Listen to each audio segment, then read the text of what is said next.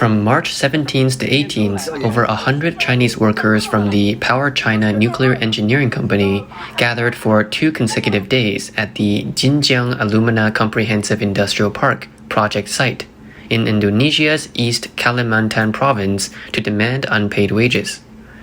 According to the workers, they worked for 6.5 months but only received 2 months' worth of wages. The company now plans to issue them promissory notes, asking them to either return to China or wait another half month. However, their visas have already expired. Videos show the workers gathered in a group, some sitting and others standing, all looking extremely helpless. Powerchina Nuclear Engineering Company, founded in 1952, is a subsidiary of the Power Construction Corporation of China, a Fortune 500 enterprise. It is known as Powerchina.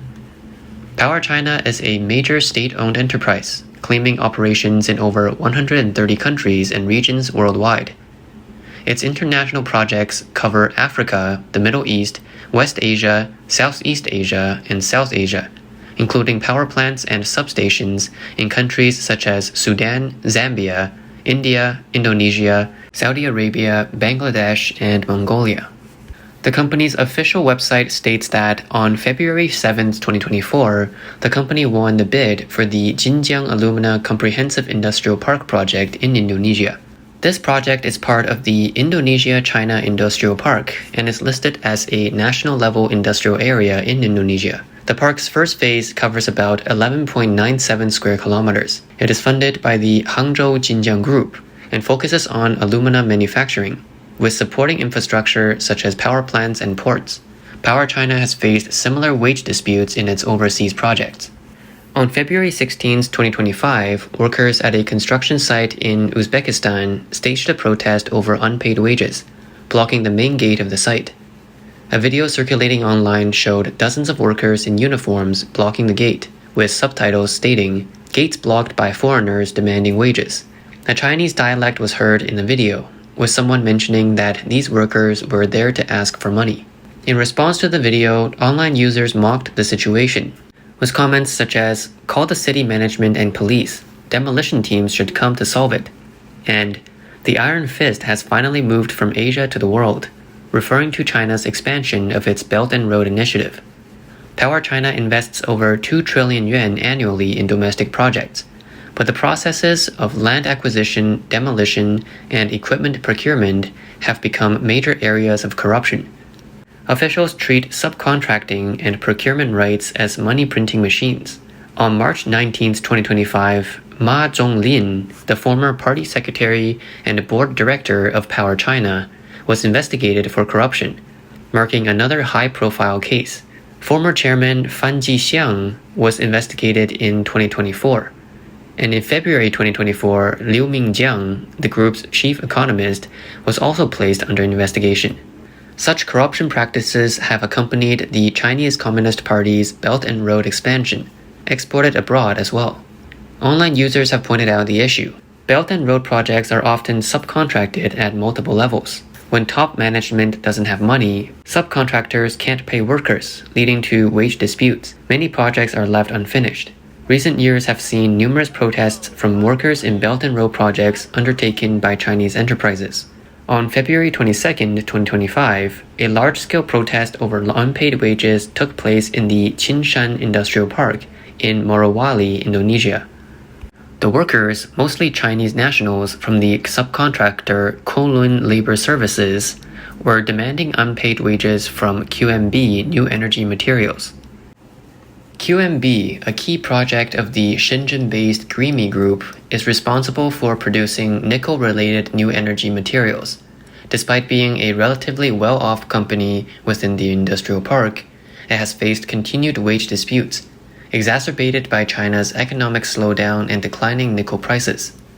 Laborers from Kowloon Labor Services, mostly involved in infrastructure work, often worked 6 months continuously with no days off, without freedom of movement, and were confined within the park.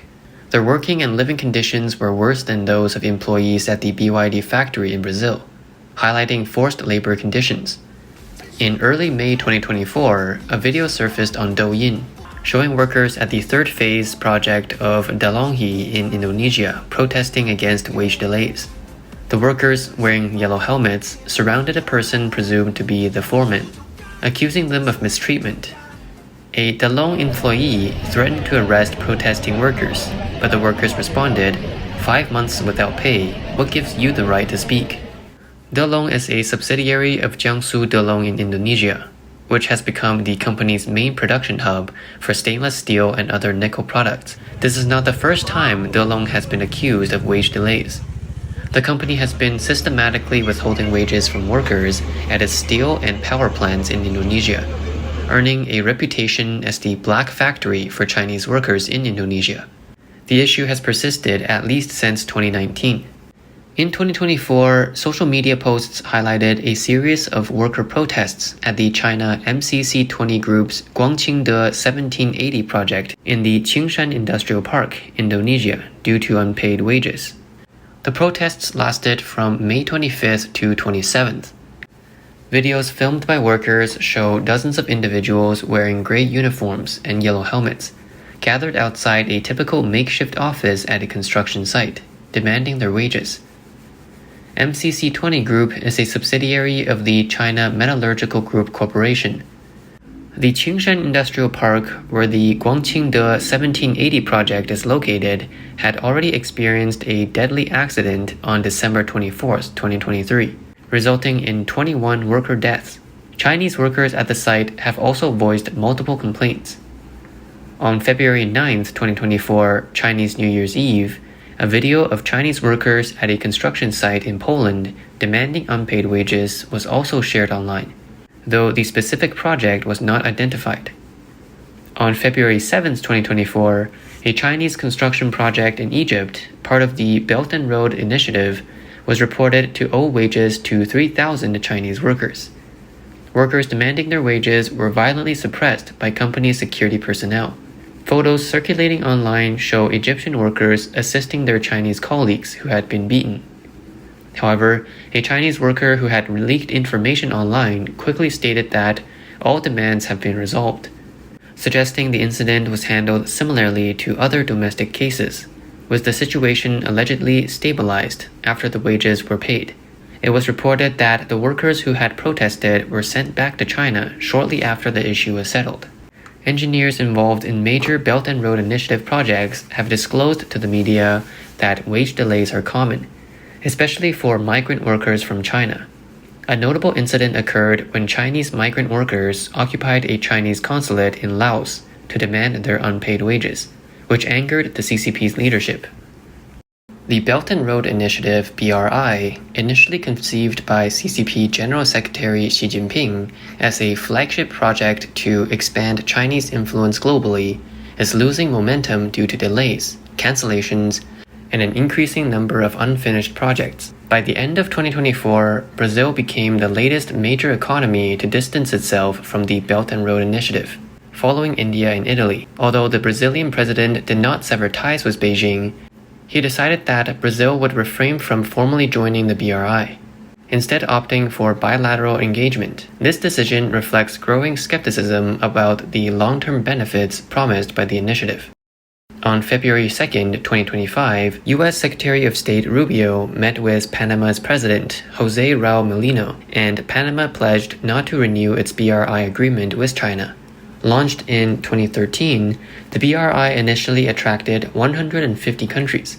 However, due to unmet promises, financial entanglements, and accusations of being a debt trap diplomacy, the initiative has faced widespread backlash. The China-Pakistan Economic Corridor, CPEC, once considered the crown jewel of the BRI, has faced setbacks due to poor planning, corruption, and attacks by insurgents, preventing the proper functioning of Pakistan's Gwadar port, a key element of the corridor. Not only has the CPEC failed to deliver benefits, but other BRI projects have also brought little improvement, with conditions in participating countries often worsening. In East Africa, rail construction in a small town in central Kenya has been halted, preventing connection to other landlocked countries in East Africa. Freight trains returning to the capital, Mombasa, are largely empty, resulting in massive potential revenue losses and becoming a significant financial burden for the country. In Southeast Asia, China's promised $50 billion in BRI infrastructure investments has yet to materialize. According to a report by the Lowy Institute, while China is the largest infrastructure financier in the region, only 35% of its projects have been completed, compared to 64% for projects funded by Japan and the Asian Development Bank. In Indonesia, the high-speed railway project remains unfinished. In Sri Lanka, the Hambantota port is one of the most notorious examples of failed BRI projects. Despite warnings about the project's limited economic feasibility, Sri Lanka accepted more than $1 billion in loans from China to fund it. When the port failed to generate enough revenue to repay the loans, the Sri Lankan government was forced to lease the port to a Chinese state-owned company for 99 years in 2017, effectively relinquishing control over this key maritime asset. In Laos, China's development promises attracted massive debt for the Botan-Vientiane railway project, valued at $6 billion. However, the country now faces a severe financial crisis, and in 2020, China took control of 90% of Laos's national electricity grid, effectively seizing control of its power supply.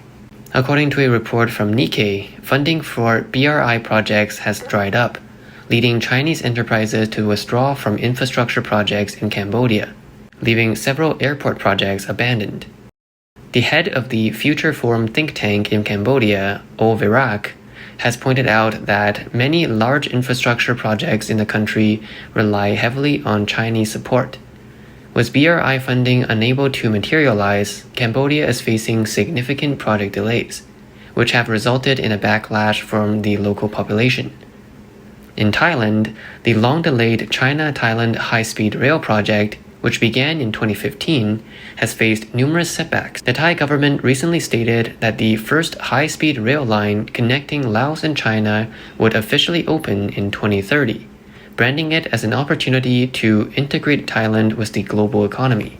Beyond debt diplomacy, the Chinese government has also flooded markets in countries like Cambodia, Nepal, and Myanmar with overproduced cheap Chinese goods, weakening local industries and stifling domestic innovation. This has led to long-term economic dependence on China in these countries. With China's economic downturn, the CCP's real investments in the BRI have been steadily declining in recent years. However, during the China-Africa Cooperation Forum Summit last year, CCP General Secretary Xi Jinping continued to pledge massive financial support, promising 360 billion yuan in loans, aid, and investments over the next 3 years for Africa, along with 1 billion yuan in military assistance. Taiwanese scholar Lai Rongwei stated that the CCP's policies are not focused on improving the lives of Chinese society, but are driven by political needs.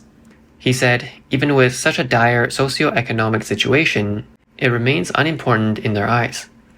Scholars like Hong Zijie also questioned whether China's aid will ever be fully realized, given the many instances where promises have been left unfulfilled in recent years.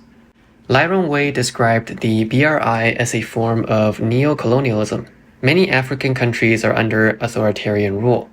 Due to its lack of openness and transparency, once the CCP's funds are given to local dictatorial governments, it leads to corruption among local elites. These investments primarily benefit Chinese state-owned enterprises, and the profits do not stay in the host countries but flow back to China. As a result, the local economies do not grow, the debts remain unpaid, and a debt trap is created.